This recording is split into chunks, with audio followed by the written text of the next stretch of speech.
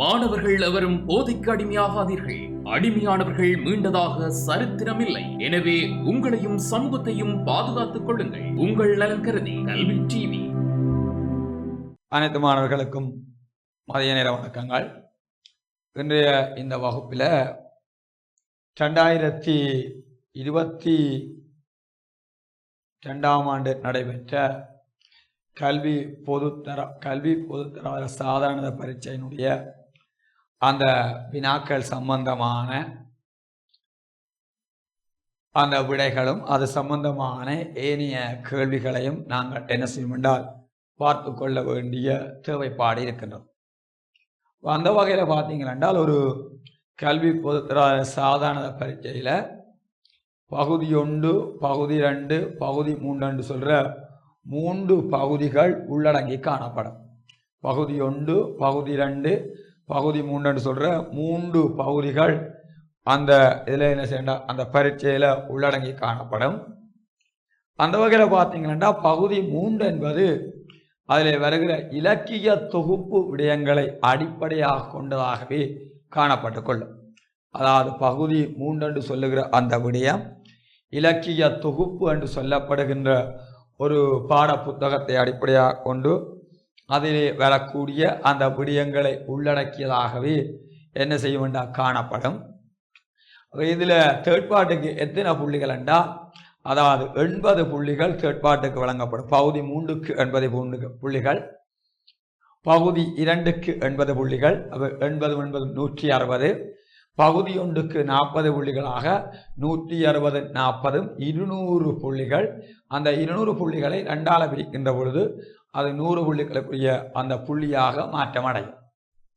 அப்போ தேர்ட் பார்ட்டை பொறுத்தவரை நாங்கள் என்ன செய்யணும், பகுதி 3ஐ பொறுத்தவரையில் அந்த பகுதி 3ல் அதிகளவான புள்ளிகளை நாங்கள் பெற்றுக்கொள்ள வேண்டுமென்றால் அதில் என்ன மாதிரி என்றால் முதலாவது கேள்வியை பார்த்தீங்கள் என்றால் 10 குறுவினாக்களை அடிப்படையாக கொண்டதாக இருக்கும். ஒரு கேள்விக்கு 2 புள்ளிகள் படி, அதாவது அதில் 20 புள்ளிகள் வரும். அதாவது அறிவுறுத்தல்களுக்கு அமைய நாங்கள் 5 வினாக்களுக்கு மாத்திரம்தான் விடை அளித்து கொள்ள வேண்டும். அதில் பார்த்தீங்கன்னா 1, 2, 3, 4 ஆகிய வினாக்களுக்கும் 5, 6, 7 ஆகிய வினாக்களில் ஏதாவது ஒரு வினாவுக்குமாக எல்லாமாக 5 கேள்விகள் செய்தால் சரி. இந்த வினாத்தாளுக்குரிய புள்ளிகள் எத்தனை புள்ளிகளாக இருக்கும் என்றால் 80 புள்ளிகளாக காணப்படும்.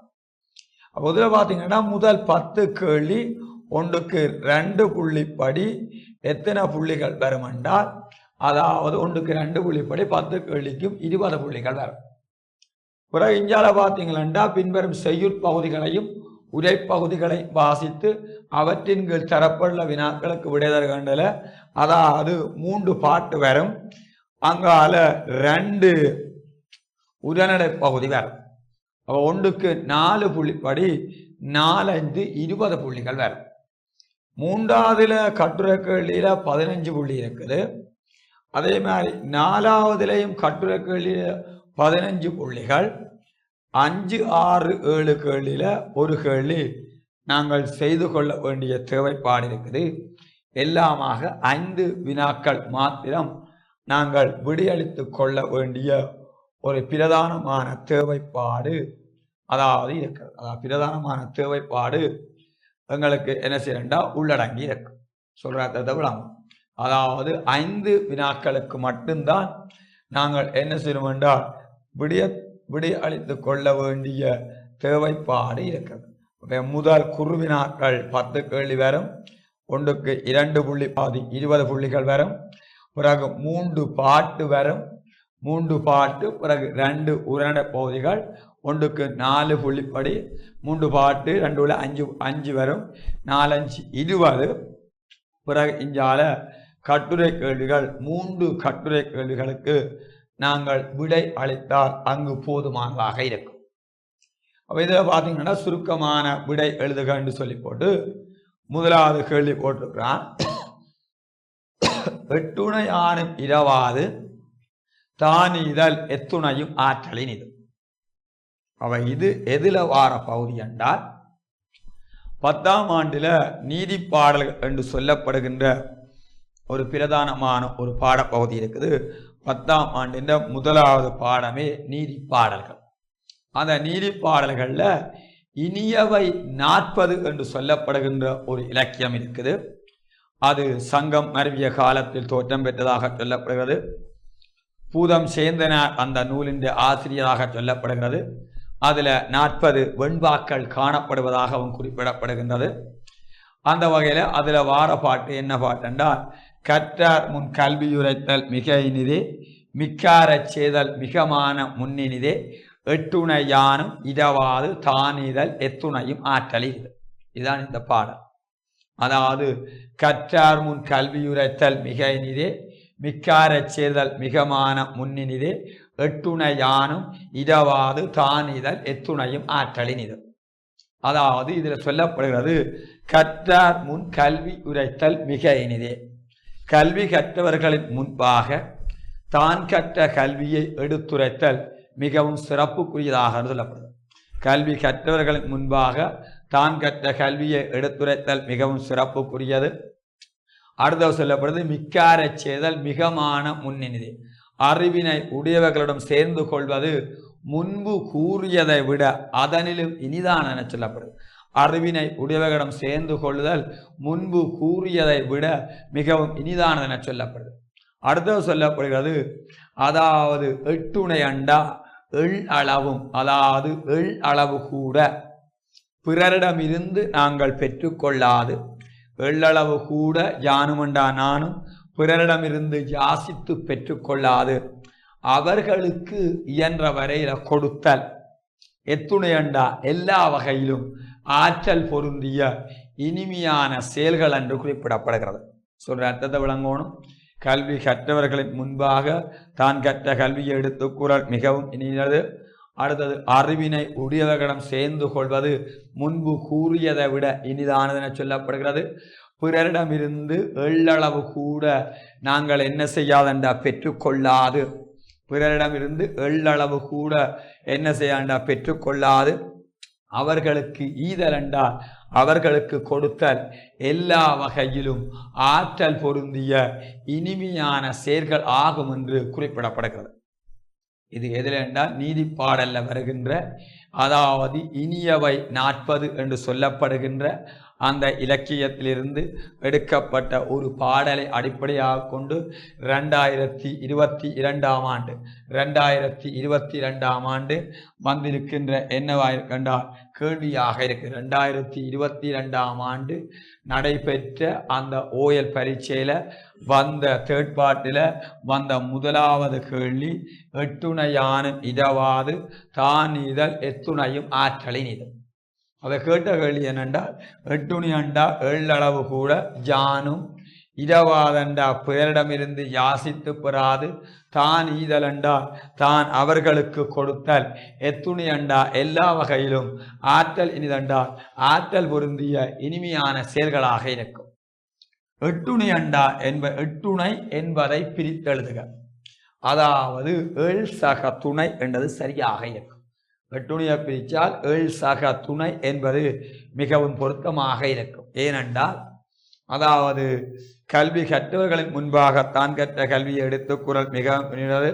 அறிவினை உடையவர்களிடம் சேர்ந்து கொள்வது முன்பு கூறியதை விட இனிதானதாக இருக்கும். பிறரிடமிருந்து எள்ளளவு கூட, அதாவது பெற்றுக்கொள்ளாது அவர்களுக்கு நாங்கள் கொடுத்தல் எல்லா வகையிலும் ஆற்றல் பொருந்திய இனிமையான செயல்களாக இருக்கும். எத்துணை என்பதன் பொருள் என்னதை குறிக்கண்டா எல்லா வகையிலும் என்ற அர்த்தத்தை குறிக்கும். அதாவது எத்துணை என்பது என்னதை குறிக்கண்டால் எல்லா வகையிலும் என்ற அர்த்தத்தை வெளிப்படுத்துகின்றதாக இருக்கும். அப்ப இதுக்கு ஒரு புள்ளி, இதுக்கு ஒரு புள்ளி, எல்லாமாக எத்தனை புள்ளி என்றால், அதாவது 2 புள்ளிகள் கிடைக்கக்கூடிய, ஆனா கேள்விக்கு ஒரு புள்ளி, ஆவண்ணா கேள்விக்கு ஒரு புள்ளி, அவைக்கு 2 புள்ளிகள் இங்க கிடைக்கக்கூடிய வாய்ப்பு நிலைமை இருக்கு. 2வது பொதிகை வரையினில் கால் கொண்டு வன்கவிதை. அதாவது இது ஒரு தனிப்பாடல்ல வருகின்ற காளமேக புலவரால் பாடப்பட்ட தன்னுடைய கவிதை பாடுகின்ற திறனை அடிப்படையாக கொண்டு அவரே என்ன செய்கிறார், தன்னுடைய கவிதை பாடுகின்ற அந்த இயல்பினை தெளிவாக வெளிப்படுத்துகிறார். களியும் பிழை பொருள் தள்ளி நன்னூலாம் கடலில் உண்டு வழியும் பொதிகை வரையில் கால் கொண்டு வன் கவிதை மொழியும் புலவர் மனத்தை இடித்து முழங்கி மின்னி பொழியும் படி கவி காலமேகம் புறப்பட்டது. விளக்கத்தக்க பொற்புடைகள் எல்லாவற்றையும் விளக்கி கடல் போன்ற நல்ல நூல்களை அறிவுக்கு ஏற்றபடி கற்று, அதாவது விளக்கத்தக்க பொறுத்தவர்கள் எல்லாவற்றையும் விளக்கி கடல் போன்ற நல்ல நூல்களை அறிவுக்கு ஏற்றபடி கற்று தவழ்ந்து வருகின்ற அந்த பொதிக மலையின் தென்றல் காற்றை துணியாக கொண்டு வன்கவிதை என்றால் அழகுமிக்க கவிதைகளை பாடுகின்ற புலவர்களின் ஆகாயம் ஆகிய மனத்தை ஏறி இடி போல இடித்து மின்னலைப் போல மின்னி மழை பொழிவதை படியாக கவி பாடுகின்ற அந்த காலமேக புலவர் புறப்பட்டு விட்டார் என குறிப்பிடப்படுகிறது. இது ஒரு பாட்டு. அடுத்தொரு பாட்டு இருக்குது. ஆடிக்குட தடையும் ஆடும் போது இடையும் மூடி திறக்கின் முகங்காட்டும் ஓடி மண்டை பற்றில் பரபரகனும் பாரில் பின்னாக்கு உண்டா உற்றுடு பாம்பு எள்ளெனவே ஓதும். இதுல பாம்புக்கும் எள்ளுக்குமான அந்த சிலேடைத்தன்மை இந்த பாடல்ல குறிப்பிடப்படுகிறது. பாம்பானது படமு எடுத்து ஆடியபடி குடத்துக்குள் சென்றடையும். படம் எடுத்து ஆடுகின்ற போது இசென்ற சத்தத்தோடையும் குடத்தினுடைய மூடியை திறந்தால் பாம்பு தலை நெட்டி முகத்தை வெளியே காட்டும். பாம்பினால கடியுண்டவர்களுக்கு விஷமானது உடலில் ஏறி தலைக்கு ஏறி தலை பரபரக்கும். பாம்புக்கு பிளவுபட்ட நாக்கு காணப்படுகின்றது என குறிப்பிடப்படுகிறது. அடுத்த சொல்லப்படுகிறது எள்ளுக்கு. எள்ளானது செக்கில் ஆட்டப்பட்டு குடத்தில் எடுத்து வைக்கப்படும். எள்ளை செக்கிலிட்டு ஆட்டுகின்ற போது இறைந்து சத்தம் உருவாக்கும்.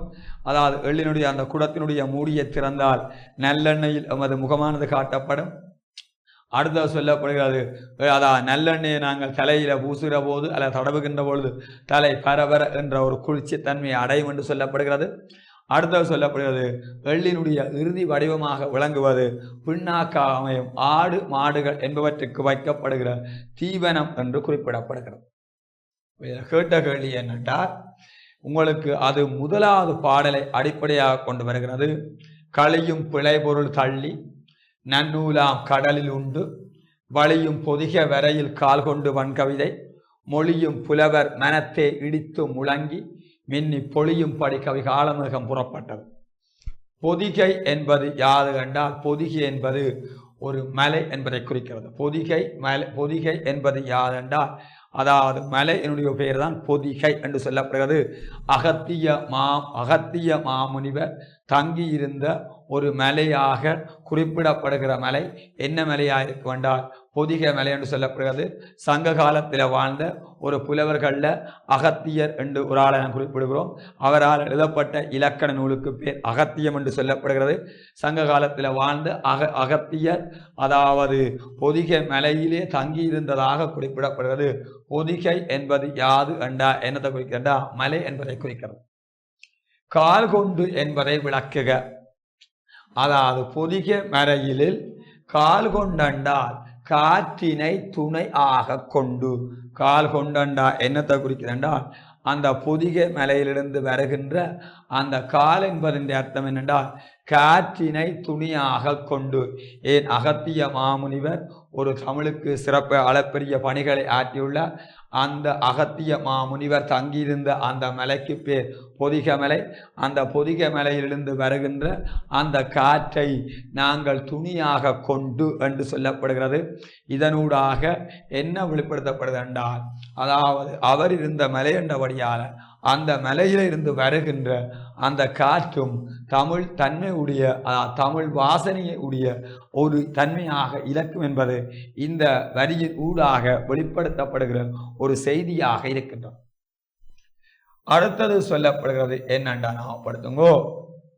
இது நாட்டார் பாடல் என்று சொல்லப்படுகின்ற ஒரு பாடப்பரப்பிலிருந்து வருகின்ற கிழக்கு இலங்கையை பிரதிநிதித்துவப்படுத்துகின்ற ஒரு காதல் பாடலாக இருக்கிறது. ஆசை கிளியே என்ற ஆசியத்து உம்மாவே ஓசை குரலால உங்க உம்மாவை கூப்பிடுங்கோ. கடலே இறையாதே காற்றே நீ வீசாதே நிலவே எறியாதே என் நீலவண்டு போச்சேரு மட்டும் மாமி மகளே என் மருதங்களி வங்கிசமே ஏலங்கிராம்பே உன்னை என்ன சொல்லி கூப்பிடட்டும். சொல்ற விளங்கிட்டா? கைவிடுவேன் என்றெண்ணி கவலைப்படாதே கண்ணா, அல்லாமேலானே உன்னை அடையாட்டி காட்டு பள்ளி. என்று அந்த வருகின்ற ஒரு பாடல் காவற்பரனில் கண்ணுறங்கும் வேளையில் கண்ணான மச்சி வந்து காலூன்ற கண்டேன் என்று சொல்லப்படுகிறது. அதாவது அந்த தலைவன் என்ன செய்கிறான்டா, தலைவியினுடைய அந்த சம்மதத்தினை அந்த இணக்கப்பாட்டினை எதிர்பார்த்து காத்திருக்கின்ற தன்மையில வருகின்ற ஒரு காதல் பாடலாக காணப்படுகிறது. கிழக்கிலங்கையை பிரதிநிதித்துவப்படுத்துகின்ற ஒரு சிறந்த ஒரு காதல் பாடலாக இருக்கிறது. அதாவது இஸ்லாமிய மதத்தை பின்பற்றுகின்ற முஸ்லிம் மக்களினுடைய பண்பாட்டு கோலங்களை வெளிப்படுத்துகின்ற ஒரு சிறந்த ஒரு நாட்டார் பாடலாக இந்த நாட்டார் பாடல் அமைந்துள்ளது. காவற்பரனில் என்றால் அந்த காவலன் என்ன செய்யறான், அந்த காதலன் காவலுக்காக இருக்கின்ற அந்த உயரமான பரனில் காவற்பரனில் கண்ணுறங்கும் வேளையில் என்றால் அவர் நித்திரை செய்கின்ற அந்த வேளையில் கண்ணான மச்சி, அதாவது கண்ணுக்குள்ள இருக்கிற அந்த மச்சால் கண்ணான மச்சி வந்து காலூன்ற கண்டேன் என்று சொல்லப்படுகிறது. அதாவது இது காதலி மீது கொண்ட அந்த மிகுதியான ஒரு விடயத்தை வெளிப்படுத்துவதாக காணப்படுது. காதலி மீது கொண்ட அந்த மிகுதியான அன்பினை அல்லது மிகுதியான ஒரு காதலை வெளிப்படுத்துகின்ற ஒரு காதல் பாடலாக இருக்குது. கேட்ட கேள்விக்கு வருவோம். தலைவியின் முக்கியத்துவத்தை தலைவன் எச்சொல்லால் வெளிப்படுத்துகின்றான். அதாவது தலைவியினுடைய அந்த முக்கியத்துவத்தை தலைவன் எந்த சொல்லால் வெளிப்படுத்துகின்றான் என்றால் கண்ணான மச்சி. காவற்பரனிலே கண்ணுறங்கும் வேளையிலே கண்ணான மச்சி என்பது என்னத்தை காட்டுகின்றால் கண்ணுக்குள்ளே இருக்கின்ற அந்த மச்சி என்றது மச்சாள் என்பதை குறிக்குது. அதை இதனூடாக என்ன செய்யறால் தனக்கு தலைவியானவள் மிகவும் ஒரு முக்கியத்துவம் வாய்ந்தவள், கண்ணுக்கு இருக்கின்ற மணி எங்களுக்கு என்ன செய்யறால் பார்வைக்கு உதவுகின்றது. அதே போல மிகவும் ஒரு அன்பான ஒரு பெண்ணாக அந்த மச்சாளை அவன் என்ன செய்யறான்டா குறிப்பிடுகின்றான். கால் ஊன்றல் என்பதன் பொருள் கால் ஊன்றல் என்பதன் பொருள் அதாவது அது ஒரு மரபு தொடராக இருக்குது. கால் ஊன்றல் என்றா என்னென்றா நிலை பெறுதல் என்ற அர்த்தத்தை குறிக்கிறது. சொல்ற விளங்கிட்டா அவைக இது என்னவா இருக்கும் என்றால் இந்த நாட்டார் பாடல்ல வருகிறபடியும் இந்த நாட்டார் பாடல பார்த்தீங்கள் என்றால் காதலியை அந்த காதலன் பல்வேறு வட்ட விதங்கள்ல உருவகிக்கின்ற அந்த தன்மையை நாங்கள் அவதானிக்கலாம். ஆசை கிளி என்ற ஆசியத்தும்மா ஓசை குரலால உங்க உம்மாவை கூப்பிடுங்கோண்டால் இனிமை பொருந்திய அந்த குரலால உங்களுடைய அம்மாவை கூப்பிடுங்கோ. கடலே எரிய வேண்டாம், காற்றே வீச வேண்டாம், நிலவே ஒளியினை தர வேண்டாம் என்ற நீல வண்டு ஆகிய காதலி வீடு போச்சேரும் வரைக்கும். அதில் நீல வண்டண்டு அவன் என்ன செய்கிறான் உருவாகிக்கின்றான். கடல் எரிய வேண்டாம் என்று சொல்கிறான், காற்று வீச வேண்டாம் என்று சொல்கிறான், நிலவு நீ ஒளியினை தர வேண்டாம் என்னுடைய நீல வண்டாகிய காதலி வீடு போச்சேரும் வரைக்கும்.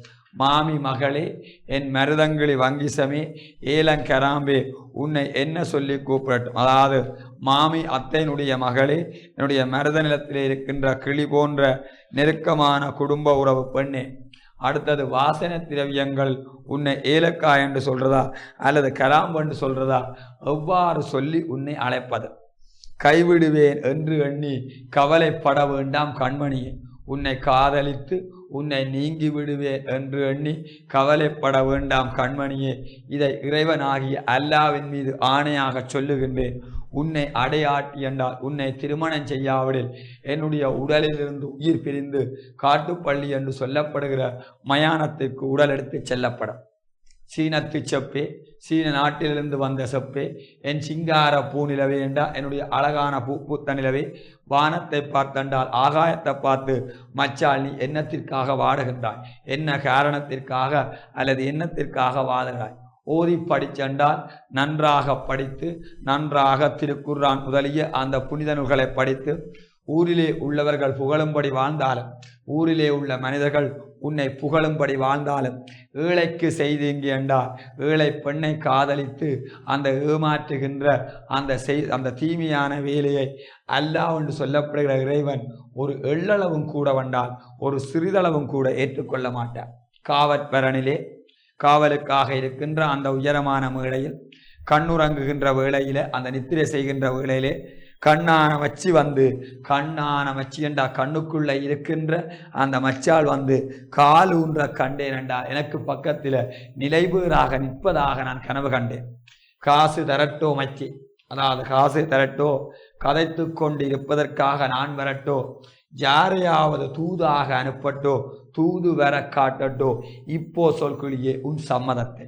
காசை தரட்டா, கதைத்து கொண்டிருப்பதற்கு நான் வரட்டா, யாரையாவது தூதாக அனுப்பட்டா, இப்போது சொல்கிளியே உன்னுடைய சம்மதத்தினை அல்லது இணக்கப்பாட்டினை நீ எனக்கு சொல்வாயாக.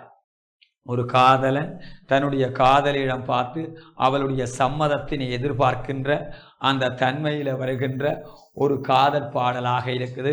கிழக்கு இலங்கையை பிரதிநிதித்துவப்படுத்துகின்ற ஒரு சிறந்த காதல் பாடலாக இருக்குது.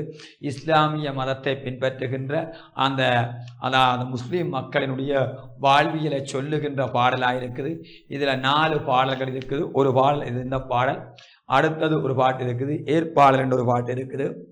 பட்டி பெருக வேணும் தம்பிரானே, பாட்பானை பொங்க வேணும் தம்பிரானே, மேளி பெருக வேணும் தம்பிரானே, மேதினியோர் வாழ வேணும் தம்பிரானே, நாடு தழைக்க வேண்டும் தம்பிரானே, நல்ல மழை பெய்ய வேணும் தம்பிரானே, ஏர் தழைக்க வேணும் தம்பிரானே, எல்லோரும் வாழ வேண்டும் தம்பிரான் என்று சொல்லப்படுது. பட்டி என்றால் மாடுகள் அடைக்கப்பட்ட தொகுதியானது பெருக்கமடைய வேண்டும். பால் வளமும் அரிசி வளமும் பெருகி அந்த பால் கொண்ட பானையானது பொங்க வேண்டும். உழவு தொழிலினால் கிடைக்கப்படுகிற செல்வமானது அதிகரிக்கப்பட வேண்டும். இதனால் இந்த உலகத்தில் வாழுகிற மக்கள் எல்லோரும் நல்லபடியாக வாழ வேண்டும். நாடு தழைக்க வேண்டும் என்றால் நாட்டிலே உள்ள மக்களினுடைய வாழ்க்கை தழைக்க வேண்டும். விவசாய தொழில் சிறப்பாக நடைவதற்கு நல்ல மழை பெய்ய வேண்டும். கலப்பையை பயன்படுத்தி செய்யப்படுகின்ற அந்த உழவு தொழில் தழைத்தோங்க வேண்டும். இதனால் இந்த உலகத்தில் வாழுகிற எல்லோரும் நல்லபடியாக வாழ வேண்டும் என குறிப்பிடப்படுகிறது. அடுத்தது சொல்லப்படுகிறது அரி வெட்டும் பாடல். வயலிலே நெற்கதிர்கள் முற்றி செம்மை நிறமாக காணப்படுகின்ற சந்தர்ப்பத்திலே, அதாவது வயலிலே நெற்கதிர்கள் முற்றி செம்மை நிறமாக காணப்படுகின்ற அந்த சந்தர்ப்பத்திலே, அதாவது என்ன செய்யறால் அறிவாள் என்று சொல்லப்படுகிற ஒன்றை பயன்படுத்தி அந்த நெற்கதிர்களை வெட்டுகின்ற சந்தர்ப்பத்தில் இளமையான வாலிபர்களுக்கு கண்ணூறு நாவூறு என்று சொல்லப்படுகின்ற 2 விதமான குற்றங்களும் அணுகாதிருக்க இறைவன் ஆகிய ஐயனாரிடத்து வேண்டப்படுகிறது. ஆற்றோடு ஆற்று நீர் அலைந்து வருமா போல், அதன் பிறகு புல்லு தொடர்ந்து வருமா போல், சேற்றோடு வெள்ளம் தெளிந்து வருமா போல், செங்கால் நாராயணம் மேந்து வருமா போல், சினந்த அருவி வெட்டும் இளந்தாரி மாறை கண்ணூறு வராமல் காரும் ஐயனாரை. பெருகி வருகின்ற ஆற்றோடு அந்த ஆற்று நீரானது என்ன செய்யறால் அள்ளுப்பட்டு வருவதைப் போலவும், அதனை தொடர்ந்து பறவையினங்கள் இறையினை தேடி வருவதைப் போலவும், சேற்று உள்ள இடங்களில் இருந்தாலும் அதன் பின்பாடு அந்த நீர் தெளிவடைந்து வருவதைப் போலவும், அடுத்தது சிவந்த கால்களையுடைய நாரை என்று சொல்லப்படுகின்ற பறவையினம் இறையினை தேடி வருவதைப் போலவும், மிக்க வேகத்துடன், அதாவது அந்த நெற்கதிர்களை வெட்டுகின்ற அந்த இளமைய மிக்க வேகத்துடன் அந்த நெற்கதிர்களை வெட்டுகின்ற மிக்க வேகத்தோடு அந்த நெற்கதிர்களை வெட்டுகின்ற அந்த இளமையான வாலிபர்களுக்கு பிறருடைய கண்படுதல் என்ற குற்றம் அணுகாத வகையில் என்ன செய்யறால் வேண்டுதல் செய்யப்படுகின்றது. மற்றொரு காலை அறிவாளை மடித்து மாவிலங்கன் பிடி சீவி இருக்கி வெட்டும் பிடிய சிறக்கவையை போட்டு வெள்ளி தகட்டினால் விரல் கட்டமிட்டு வளம் தறி வெட்டும் இளந்தாரி மாறை நாவூறு வராமல் காரும் ஐயனாரை என்று சொல்லப்படுகிறது. மட்டுருக்கென்று சொல்லப்படுகிற வலிமையான இரும்பினை எடுத்து அதற்கு என்ன செய்யறா அந்த மட்டுருக்கை அறிவாளை செய்து அதற்கு மாவிலங்கு மரத்தால் செய்யப்பட்ட கைபிடியை சீவியிருக்கி அந்த வெட்டப்படுகின்ற அந்த பிடியினை சிறப்பாகவே போட்டு வெள்ளி தகட்டினால் அந்த பிடியிலிருந்து அறிவால் கடலாத வகையில் விரல் கட்டமிட்டு வளர்ந்திருக்கின்ற அந்த நெற்கதிர்களை வெட்டுகின்ற அந்த இளமையான வாலிபர்களுக்கு பிறருடைய நாவினால் ஏற்படுத்தப்படுகிற குற்றம் அணுகாத வகையில் வேண்டுதல் செய்யப்படுகின்றது. இது என்னவா இருக்கும் என்றால் அருவி வெட்டும் பாடலாக என்ன செய்யறா காணப்படுகிறது. முதலாவது எதுக்கு வருது என்றால் தொழிற்பாடலுக்குள்ள ஏற்பாடலுக்கு வருகின்றது. அடுத்தது வர்ற பாட்டு என்னவா இருக்கும் என்றால் அருவி வெட்டும் பாடல். அடுத்தது என்னவா இருக்கும் என்றால் காதல் பாடலாக இருக்கும்.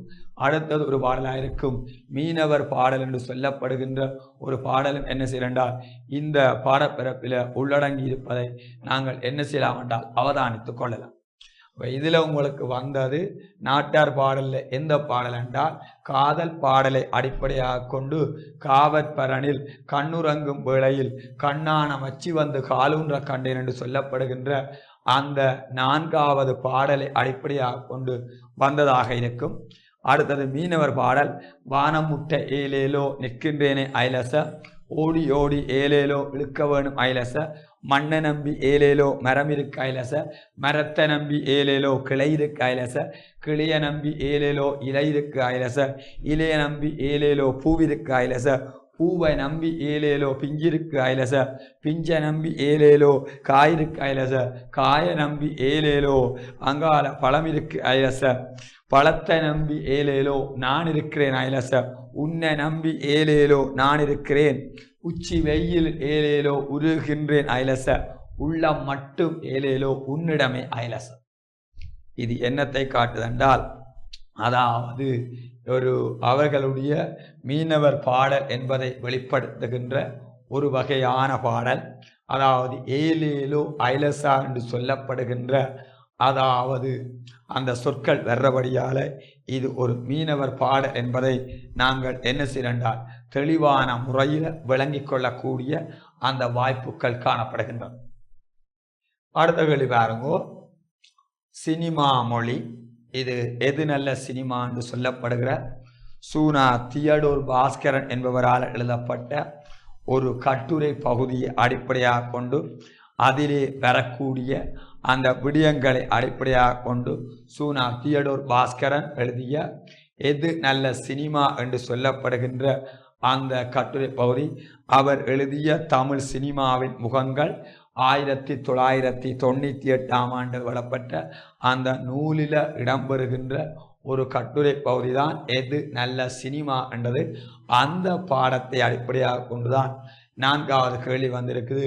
சினிமா மொழி மொழிபெயர்க்க முடியாத ஒன்று, அது மனித குலத்துக்கு பொதுவானது. சினிமா மொழி மொழிபெயர்க்க முடியாத ஒன்று, அது மனித குலங்களுக்கு அது பொதுவானது. சினிமா மொழிக்கும் ஏனைய மொழிகளுக்கும் இடையிலான வேறுபாடு, அதாவது சினிமா மொழிக்கும் ஏனைய மொழிகளுக்கும் இடையிலான வேறுபாடு, சினிமா மொழி என்ன செய்யண்டா மொழிபெயர்க்க முடியாத ஒன்றாக இருக்கிற அதே வேளை அது மனித குலத்துக்கு பொதுவானது என்று குறிப்பிடப்படுது. ஏனைய மொழி சினிமா மொழி மொழிபெயர்க்க முடியாத ஒன்று, அது மனித குலத்துக்கு ஒரு பொதுவானது ஒன்றாக இருக்கிறது. சினிமா மொழி எந்த மொழி பேசுவராலும் விளங்கிக் கொள்ளத்தக்கது என்பதை உணர்த்தும் தொடர். சினிமா மொழி எந்த மொழி பேசுவராலும் விளங்கிக் கொள்ளத்தக்கது என்பதை உணர்த்தும் தொடர். அது மனித குலத்துக்கு பொதுவானது. சினிமா மொழி எந்த மொழி பேசுவாராலும் விளங்கிக் கொள்ள என்பதை உணர்த்தும் தொடர். சினிமா மொழி மொழிபெயர்க்க முடியாத ஒன்றென்றால் அது எண்ணிலிருந்து ஒன்றுக்கு என்ன செய்யறா மொழிபெயர்த்து கொள்ள முடியாது. அது இந்த உலகத்தில் வாழுகின்ற மனித குலமண்டா மனித வம்சங்களுக்கு இருக்கிற ஆக்களுக்கு பொதுவானதண்டா. எந்த மொழி பேசுவோராலே நாங்கள் என்ன செய்யலாண்டால் அதை நாங்கள் விளங்கிக் கொள்ளக்கூடியதாக காணப்படும். அடுத்தது 5வது கேள்வி. தங்கச்சியை வாரிக்கொண்டா அவளோட கண்கள் 2 ததும்பி பேறின. தங்கச்சியை வாரிக்கொண்டாண்டால் கட்டி அணைத்து கொண்டா ஒரு அன்பினுடைய மிகுதியால வருகின்ற ஒன்றுதான் வாரிக்கொண்டது. தங்கச்சியை வாரிக்கொண்டது யாரெண்டா மூத்தம்மா. இது மூத்தம்மா என்று சொல்லப்படுகின்ற சிறுகதை பகுதியை அடிப்படையாக கொண்டு அதிலே வருகின்ற அந்த சிறுகதையில் வருகின்ற ஒரு வசனம் ஒன்று தரப்பட்டிருக்குது. இந்த மூத்தம்மா என்று சொல்லப்படுகிற சிறுகதை ஆசிரியர் ஓட்டமாவடி அரபாத் அவர்கள். அவர் எழுதிய அந்த மூத்தம்மா என்று சொல்லப்படுகிற சிறுகதையிலிருந்து எடுக்கப்பட்ட ஒரு வசனம் தான் அதில் தரப்பட்டிருக்குது. தங்கச்சியை வாரி அவளோட கண்கள் 2 ததும்பி பீறின என்று சொல்லப்படுகிறது. தங்கச்சியை வாரிக்கொண்டா என்பதன் மூலம் வெளிப்படுத்தப்படுகிற உணர்ச்சி என்னத்தை காட்டுதென்றால் தங்கச்சி மீது கொண்டுள்ள அந்த அன்பை காடுகிறது. மூத்தம்மா அவர்கள் என்ன செய்கிறார், இறப்பதற்கு அறிகுறியாக அவளுடைய கண்கள் 2 ததும்பி பீறினாக சொல்லப்படுகிறது. தங்கச்சியை வாரிக்கொண்டா என்பதன் மூலம் வெளிப்படுத்த உணர்ச்சி, அதாவது தங்கை மீது கொண்ட அந்த அந்நியோன்யம், அவள் மீது கொண்ட அந்த ஒரு அன்பினுடைய வெளிப்பாட்டை வெளிப்படுத்துகின்றது. அடுத்த கேள்வி, தங்கச்சியை வாரிக்கொண்டது யாரென்றால் மூத்தம்மா. அந்த சிறுகதையில மூத்தம்மா, பேரன் காசிமினுடைய தங்கச்சி, அவ்வாராத்தா, ரகுமாமாமி, அண்ணாவி மாமா என்று சொல்லப்படுகின்ற கதாபாத்திரங்கள் அந்த மூத்தம்மா என்று சொல்லப்படுகின்ற அந்த பிரதான சிறுகதை பகுதியில் இடம்பெற்றுள்ளதை நாங்கள் அவதானித்துக் கொள்ளலாம். அதில் சொல்லப்படுறபடியே மூத்தம்மா அந்த கிராமத்தை பொறுத்தவரையிலே ஒரு முடிசூடா குட்டி ராணியாகவும் ஒரு பொது மனுஷியாகவும் அக்கம் பக்கம் யாருக்கு நோய்படால் கூப்பிடாத வைத்தியராக ஓடி போய் மருத்துவம் செய்கின்ற அந்த இயல்பு கொண்டவராக மூத்தம்மா அவர்களை அந்த சிறுகதையில் நாங்கள் என்ன செய்யலாம் இனங்காட்டி கொள்ளக்கூடிய வாய்ப்புகள் காணப்படுகின்றது. அடுத்தது, குணக்குன்றாய் உழைத்து உண்ணும் குலவிளக்காம் மனிதன். குணக்குன்றாய் உழைத்து உண்ணும் குல விளக்காம் மனிதன் என்று சொல்லப்படுகிறது. இது கவிஞர் அகலங்கன்ற குழந்தை எனது மனம் குதூகலிக்கும் என்று சொல்லப்படுகின்ற அந்த கவிதையிலிருந்து வருகின்ற இரண்டாவது பாடலாகத்தான் இது இருக்கும். தென்றலிலே அசைந்தாடும் சென்னல் வயற்கதிர், தேனருவியன வழியும் ஏழுளவன் வியர்வை, குன்றெனவே நிமிர்ந்தோங்கி குதூகலிக்கும் தோள்கள், குணக்குன்றாய் உழைத்துண்ணும் குலவிளக்கா மனிதன், முன்றலிலே மண்ணளைந்து முழங்காலில் தவழ்ந்து முத்து உதிர நகை செய்யும் சொத்தாகும் மழலை, கன்றினது உடல் நக்கி கணக்கின்ற பசுக்கள், கரைந்தழைத்து இறை உண்ணும் காக்கைகளின் கூட்டம்.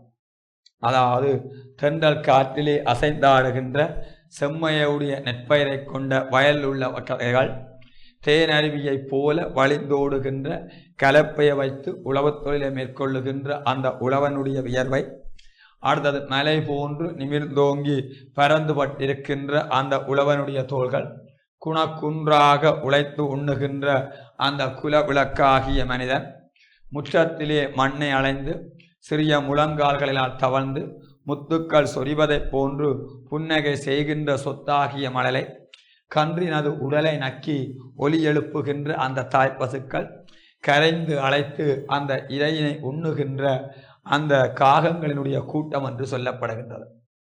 இது கவிஞர் அகலங்கனுடைய குழந்தை எனது மனம் குதூகலிக்கும் என்று சொல்லப்படுகின்ற அந்த கவிதையில வருகின்ற இரண்டாவது பாடல். இந்த பாடல், முதலாவது பாடல், மாமரத்தின் கிளைகளிலே மந்தியினந்தாவி மாங்கனிகள் பறைத்துண்டு மகிழ்ந்து விளையாடும், பூமரத்தின் இலைகளிலே வண்டினங்கள் மோதி புது மலர்கள் கோதி நறுவந்தி ஆடும், பாமரத்தின் பாட்டிசைத்து பசுங்கூல்கள் கூவி பசுங்கிளிகள் உலகமுற பருவ இறை தேடும், சாமரத்தின் ஒப்பாக சிறகடித்து கூடி சதுர் ஆடும் மயில்கள் என கவி பாட வைக்கும் என்று வருகின்ற அந்த பாடல்.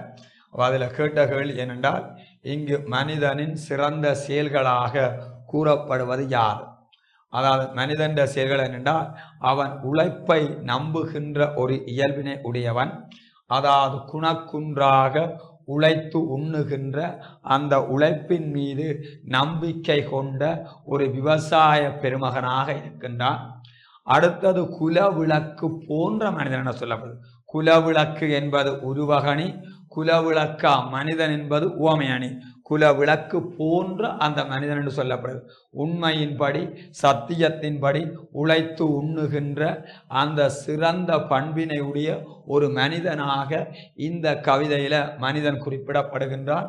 அடுத்த கேள்வி கேட்டிருக்கான், குணக்குன்று என்பது என்ன அணி என்றால், குணக்குன்று என்பது என்ன அணி என்றால் உருவகணி குணமாகிய குன்று. இதை உவமை அணியா மாற்றினால் குன்று போன்ற குணம் என்று அது அமைந்து கொள்ளும். அடுத்தது ஏழாவது கேள்வி, மூடருக்கும் பேடருக்கும் முதியோர் மெலியோர்க்கும் தேடு அரு நல் ரத்தினம் போல் தெரிவியரை சேர்த்து வரோ, வீடுடைய கல்வி நலம் பெற்றிருக்கும் வாலிபரையாம் வேடு வரை வேட்போமோ, விளம்பாய் பசுங்கிளியே விரும்புவோம் சந்நியாசம் விளம்பாய் பசுங்கிளியே. இது தத்தை வீடு தூது என்று சொல்லப்படுகிற இலக்கியத்தில் வருகின்ற எத்தனையாவது பாடலாக இருக்கும் என்றால் மூன்றாவது பாடலாக இந்த பாடல் இருக்கும். தத்தை வீடு தூது என்ற நூலின் ஆசிரியர் தீனா தானா சரவணமுத்து பிள்ளை. இவர் இலங்கையில கிழக்கு மாகாணத்தில் திருகோணமலை என்று சொல்லப்படுகிற இடத்தை பிறப்பிடமாக கொண்டவர். இவரால் தத்தை வீடு தூது என்று சொல்லப்படுகிற செய்யுள் இலக்கியம் மட்டுமல்லாது முத்துக்குமார சுவாமி இரட்டை மணி மாலை, முத்துக்குமார சுவாமி ஊஞ்சல், வாகை மாலை, பிரிவாற்றாமை, காதலாற்றாமை, சரம கவி என்று சொல்லப்படுகின்ற ஏனைய செய்யுள் இலக்கியங்களையும் இயற்றியிருக்கின்றார். இவரால் மோகனாங்கி என்று சொல்லப்படுகின்ற அந்த வரலாற்று நாவலும் எழுதப்பட்டுள்ளது. அவரால் எழுதப்பட்ட ஒரு சிறந்த செய்யுள் இலக்கியம்தான் தத்தை வீடு தூதென்று சொல்லப்படுகிறது.